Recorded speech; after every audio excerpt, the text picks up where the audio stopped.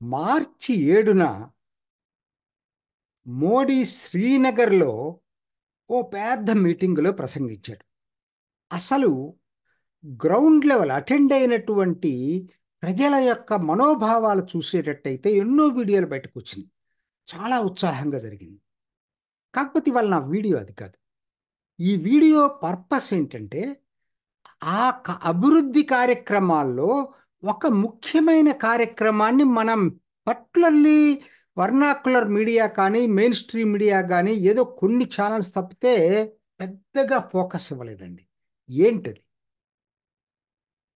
Hazrat integrated, దాని పేరు ఏంటంటే integrated development project of Hazrat Bal shrine. అంటే ఏంటిది? హజరత్ బల్ పేరున్నారా? చాలా మందికి తెలిసే ఉంటుంది ఇది.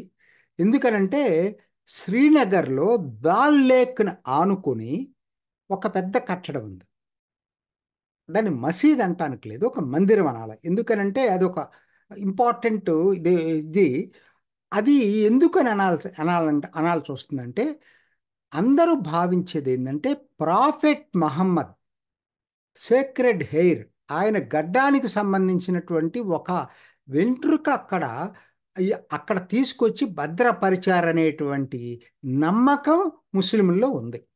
అందుకని ముస్లింలకు అది అతి పవిత్ర మందిరం హజరత్ బల్. సో కాబట్టి అది దాల్ లేక్న ఉంది. దాని అభివృద్ధి కార్యక్రమాలకి ప్రారంభోత్సవం చేశాడు మోడీ. హిందువులకి ఎట్లయితే జనవరి 22 గొప్పగా సెలబ్రేట్ చేసుకున్నారో, కాశ్మీరీ ముస్లింలు హజ్రత్ బల్ ప్రారంభోత్సవాన్ని కూడా ఒక ఉత్సాహంలాగా జరుపుకున్నారు. ఎందుకు అనుకోవాలి ఇది? ఎందుకంటే వాళ్ళకి అది చాలా పవిత్రమైనటువంటి ప్రదేశం. ఎందుకంటే సంవత్సరానికి ఒకసారి మహమ్మద్ ప్రవక్త పుట్టిన రోజున ప్రజలకు దర్శనమిస్తారు. ఆ రిలిక్ని వాళ్ళు దర్శనంకి పెడతారు. సో కాబట్టి అంత పవిత్రమైనటువంటి స్థలాన్ని మోడీ ఇవాళ జనవరి 22 అయోధ్య రామాలయాన్ని ప్రారంభించాడు. మార్చి 7న హజరత్ బల్ అభివృద్ధి కార్యక్రమాన్ని ప్రారంభించాడు. అంటే శంకుస్థాపన ఎప్పుడో జరిగింది ఇది. 2017లోనే బీజేపీ పీడీపీ అధికారంలో ఉన్నప్పుడే శంకుస్థాపన జరిగింది. అయితే తర్వాత గవర్నమెంట్ పడిపోయింది, కేంద్రమే దాన్ని నిర్మించింది. చాలా ఎందుకు నేను ఇది చెప్పాల్సి వస్తుందంటే చాలా ఉన్నాయి వీళ్ళు చేసిన పనులు. ఏంటంటే మొత్తం ఏరియాలో బౌండరీ వాలే లేదండి అక్కడ ఇంతవరకు. బౌండరీ వాల్ కట్టడం, విద్యుత్ దీపాలంకరణ అంటే ఇల్యూమినేషన్ అంటారు కదా, అంటే లైటింగ్ దాన్ని తీసుకురావటం, తర్వాత ఆ చుట్టుపక్కల ఘాట్స్ దారులు అన్నిటినీ అభివృద్ధి చేయటం, తర్వాత అక్కడ సుఫీ ఇంటర్ప్రిటేషన్ సెంటర్ని పెట్టారు. దాని ఎందుకు గురించి నేను చెప్తా. సుఫీ ఏంటి అనేది తర్వాత మనం మాట్లాడుకుందాం. టూరిస్ట్ ఫెలిస్టేషన్ సెంటర్ పెట్టారు. పబ్లిక్ కన్వీనియన్స్ బ్లాక్ కట్టారు అక్కడ. మరి వెళ్ళిన వాళ్ళకి మరి అర్జెంటుగా నేచర్ కాల్స్ చూస్తే కావాల్సిన పెద్ద బ్లాక్ కట్టారు. తర్వాత సైనేజెస్ అన్ని కూడా పెట్టారు. దారులకు కావాల్సినటువంటి సైనేజెస్ అన్ని. మల్టీ లెవెల్ కార్ పార్కింగ్ ఏర్పాటు చేశారు. Multi level car parking, entrance gateway పెట్టారు. అంటే ఇవన్నీ కూడా ఒక ఒక క్రమంగా చేసుకుంటా వచ్చి నిన్న ప్రారంభం చేశారు. 7వ తేదీ ప్రారంభం చేశారు. చిన్న విషయమా ఇది? మరి వాళ్ళు ముస్లింల యొక్క మనోభావాల్లో చూసుకున్నప్పుడు ఇది చాలా ముఖ్యమైనటువంటి విషయం. ఎందుకంటే ఈ హజరత్ బల్ ఇప్పటిది కాదండి. షాజహాన్ టైంలో మొట్టమొదట దీన్ని నిర్మించారు. కోర్స్ తర్వాత చాలా జరిగినాయి. ఆ సేక్రెడ్ హెయిర్ మిస్ అయింది. తర్వాత అది పెద్ద గొడవ అయితే దేశంలో తిరిగి పట్టుకోగలిగారు దాన్ని. ఆ తర్వాత దీన్ని ఇప్పుడున్నటువంటి మార్బుల్ స్ట్రక్చర్ ఏదైతే ఉందో తర్వాత 68 నుంచి 68లో దాన్ని ఇచ్చేసేసారు. ఇది కట్టారు దాన్ని. సరే, ఈ ఈ దీంట్లో ఎందుకు నేను ఇదంతా చెప్పాల్సి వస్తుందంటే అసలు మోడీ మీద వ్యతిరేకతే కనపడిద్ది కానీ జనాలకి మోడీ చేసే పనులు కనపడవు. ఎందుకంటే ఇవాళ ఆయన సంక్షేమ కార్యక్రమాల్లో మేజర్ బెనిఫిషరీస్ ముస్లిమ్స్, అది మర్చిపోతున్నారు. ఉజ్వల గ్యాస్ అయినా కావచ్చు, ప్రధానమంత్రి ఆవాస్ యోజన అయినా కావచ్చు, జలజీవన్ మిషన్ అయినా కావచ్చు, రకరకాలు మీరు తీసుకోండి. ఆ గణాంకాలు తీసుకుంటే మీకే తెలుస్తుంది. ఎందుకు నేను ఇదంతా చెప్తా ఉన్నాను? ఇవాళ ఆయన మీద ముస్లిం వ్యతిరేక ముద్ర వేసిన వాళ్ళు ఒక్కసారి ఈ 10 సంవత్సరాల్లో ఆయన ఏం చేశాడు వాళ్ళ వ్యతిరేకంగా చెప్పాలి. ఒక్కటి ఒక్కటి చెప్పండి. 2002లో ఎప్పుడో ఏదో జరిగింది. సుప్రీంకోర్టు తీర్పు వచ్చిన తర్వాత కూడా దాని మీదే బేస్ చేసుకొని ఎవరు చేస్తున్నారు? ముస్లింల కన్నా కూడా ఇది రాజకీయ నాయకులు ఎక్కువ ప్రచారం చేస్తున్నారు. ఎక్కడ ముస్లింలు మోడీకి దగ్గర అవుతారేమో వాళ్ళని దూరంగా పెట్టాలనేటువంటిది ఎక్కువ పనిచేస్తుంది, రెచ్చగొడుతుంది ఎవరంటే రాజకీయ నాయకులు. ఎందుకు నేను చెప్పాల్సి వస్తుందంటే ఇవాళ గుజరాత్లో ఆయన ముఖ్యమంత్రి ఉన్నాడండి. గుజరాత్లో ఉన్న దావూదీ బోహ్రా ముస్లింలకి మోడీ అంటే అమితమైన ఇష్టం. అమెరికాలో మీటింగ్ పెడితే వెళ్తారు. ఎక్కడ మీటింగ్ పెడతాం? మొన్న ఆస్ట్రేలియా సిడ్నీ పెడితే వెళ్ళారు మీటింగ్లో. అసలు విపరీతంగా వస్తారు. మీరు చూసారా లేదు? దావోదీ ముస్లిం. అట్లానే షియాలు ఆయన్ని 15% ఉన్నారు ముస్లిమ్స్లో. వాళ్ళు బీజేపీనే ఫాలో అవుతున్నారు. వాళ్ళు ఎక్కువ బీజేపీ అంటేనే ఇష్టపడుతున్నారు. ఇవాళ జరిగింది ఏంటి? పోయిన సంవత్సరం మీరు మీరు గమనించారు లేదు, సుఫీ సంవాద్ మహా అభియాన్ అని ఒకటి బీజేపీ కార్యక్రమం తీసుకుంది మోడీ చెప్పిన దాన్ని బట్టి. ఏంటది? ఈ సూఫీయిజం. అసలు సూఫీయిజం అంటే ఏంటి? చాలా ఇంపార్టెంట్ ఇది. ఎందుకనంటే ముస్లిమ్స్లో అందరూ ఒకటే పద్ధతిని పాటించరు, రకరకాల పద్ధతులను పాటిస్తారు. నేను మొత్తం దాంట్లోకి వివరాల్లోకి వెళ్ళే బదులు ఒక్క మాట చెప్తాను. సూఫీయిజానికి అసలు రూట్ కాజ్ ఏదైనా ఉందంటే అది భారత ఉపఖండం. ఇప్పుడున్నటువంటి పాకిస్తాను, భారత్, ఈ రెండిట్లో కలిపి ఈ సూఫీయిజం డెవలప్ అయింది. అంటే ఇస్లాంని నమ్ముతారు, కానీ భారత్లోని ఆచార వ్యవహారాలను కూడా ఆకలింపు చేసుకుంటారు. అలా జరిగింది ఇక్కడ. సో రెండింటిని మిళితం చేసినటువంటిది సూఫీయిజం. ఈ సూఫీయిజంలో ప్రధానమైన పాత్ర పోషించేది దర్గాలు. చాలామందికి ఇది తెలిసి ఉండకపోవచ్చు. ఈ దర్గాల్ని మామూలు కొంతమంది ఇస్లాం నమ్మే వాళ్ళు ఒప్పుకోరు దర్గాల్ని. ప్రపంచంలో ఎక్కడా లేవండి. అసలు మసీదుల కన్నా ఎక్కువ దర్గాలు ఉన్నాయండి ఇండియాలో. ఇటీవల కాలంలోనే, ఎందుకంటే దీన్నంతా ఈ సుఫీజాన్ని పాటించేదే మెజారిటీ ముస్లిమ్స్ భారత్లో. వాళ్ళు బరెల్వీ సెక్ట్ అంటారు వీళ్ళని. కానీ ఇంకొకటి ఉంది, అసలు వీటన్నిటిని ఏది ఒప్పుకోదు. కానీ ఒరిజినల్గా ప్రాఫిట్ మహమ్మద్ ఏం చెప్పాడో, లేకపోతే ఖురాన్లో ఏం రాశారో అది వీళ్ళ ఇంటర్ప్రిటేషన్. మళ్ళా అది కరెక్టేనా, అది వీళ్ళ ఇంటర్ప్రిటేషన్ ప్రకారంగా వీళ్ళు ఆలోచించుకొని, కాబట్టి అది తప్పితే మిగతా అన్ని తప్పు. దర్గాలను ఎవరు పూజించకూడదు, దర్గాల్లోకి ఎవరు వెళ్ళకూడదు అనేటువంటి నమ్మేది దియోబంద్ సెక్ట్. ఇది ఎక్కడుంది? ఉత్తరప్రదేశ్లోని దియోబంద్ దగ్గర. ఇది చాలా ఈ ఎక్స్ట్రీమిజము, ఉగ్రవాదం ప్రధానంగా డెవలప్ అయిందంతా ఈ దియోబంద్ సెక్ట్ నుంచి. అలానే ఇటీవల కాలంలో గత దశాబ్దంలో బాగా డెవలప్ అయింది వహాబిజం. ఈ వహాబిజం అంటే ఏమి లేదు, దియోబంద్ వహాబిజం ఆల్మోస్ట్ దగ్గరగా ఉంటాయి.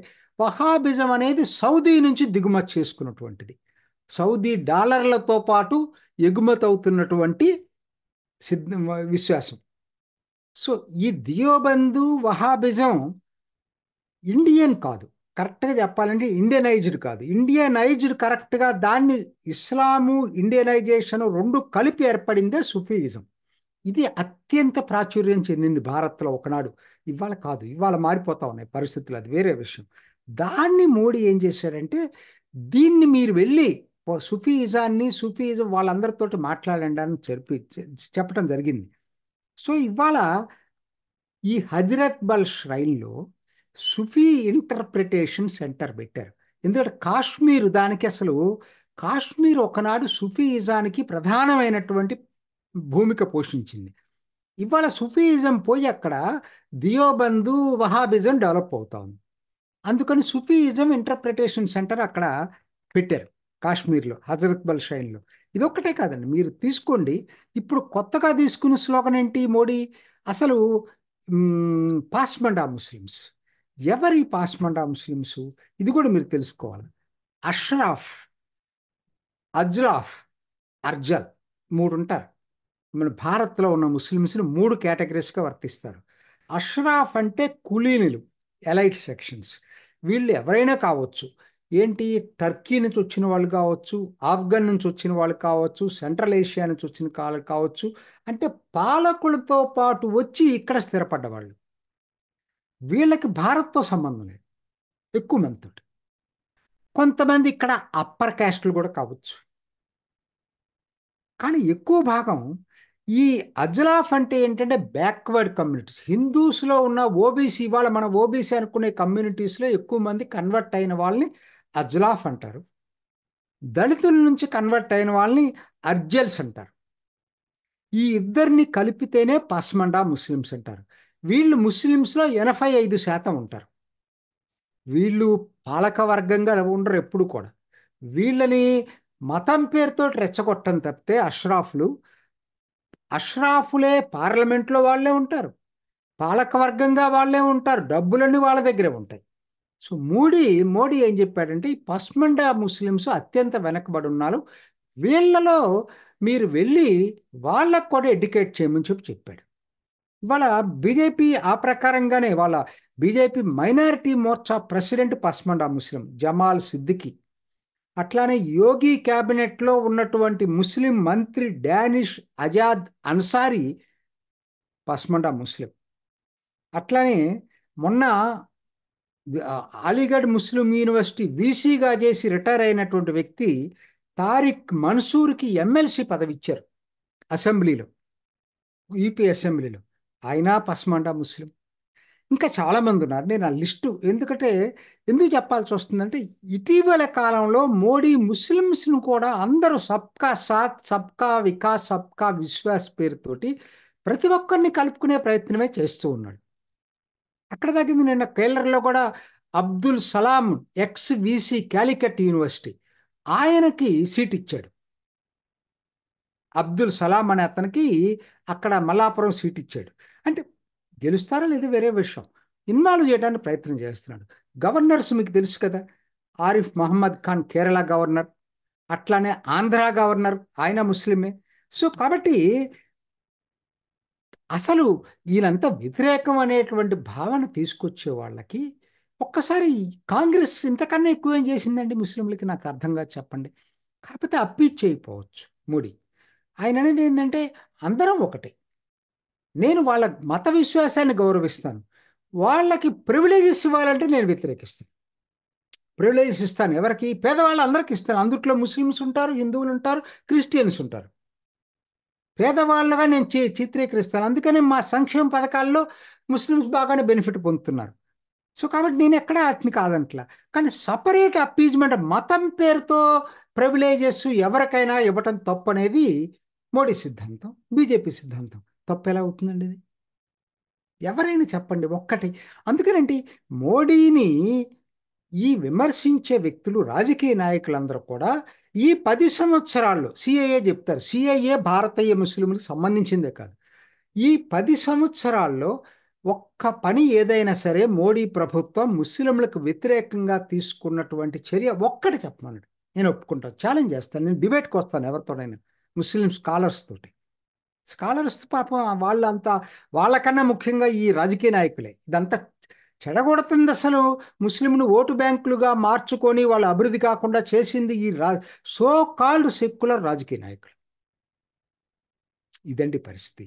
హజ్రత్ బల్ ష్రైన్ అభివృద్ధి ప్రారంభోత్సవం చేయటం అనేది మోడీ చేశాడు, కావలసినటువంటి ప్రచారం జరగదు.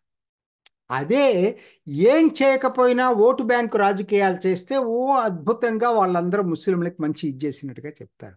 అయినా ఇది ఖచ్చితంగా ముస్లింలో రాను రాను కూడా ఇటువంటివన్నీ కూడా చోటు చేసుకుంటాయి. వాళ్ళల్లో కూడా మార్పుకు క్రమేపీ దోహదపడే అవకాశం ఎక్కువగా ఉంది. చూసారు కదండి. మరి ఈ వీడియో కనుక మీకు నచ్చినట్లయితే ఒక లైక్ కొట్టేసి మీ అభిప్రాయాన్ని కూడా కామెంట్ బాక్స్లో తెలియజేస్తూ ఇలాంటి ఇంట్రెస్టింగ్ అప్డేట్స్ కోసం మా ఛానల్ని సబ్స్క్రైబ్ చేసుకోండి.